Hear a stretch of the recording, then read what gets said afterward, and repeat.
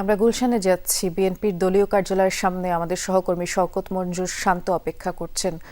শান্ত, বেগম খালেদা জিয়ার প্রায় ৪৩ বছরের রাজনৈতিক ক্যারিয়ার। বিগত সময়ে আমরা দেখেছি যে কোনো দুর্যোগ বা বিপদে আগলে রেখেছেন তার নেতা, কর্মী, সমর্থকদের।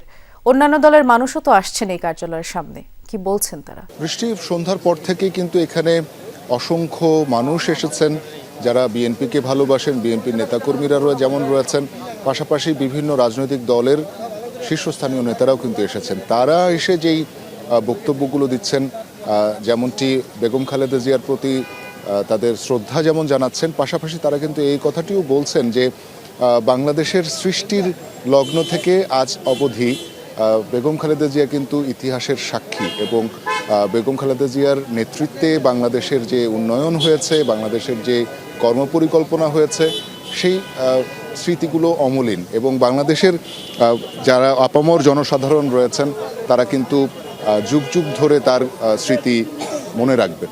একই সাথে এখানে উপস্থিত যারা নেতাকর্মীরা এসেছেন, বিভিন্ন রাজনৈতিক দলের প্রতিনিধি যারা এসেছেন, তারা এখানে শোক বইয়ে স্বাক্ষর করছেন এবং বেগম খালেদা জিয়াকে নিয়ে তাদের যে স্মৃতিপটে যেগুলো ভেসে উঠছে সেগুলো তারা লিখছেন।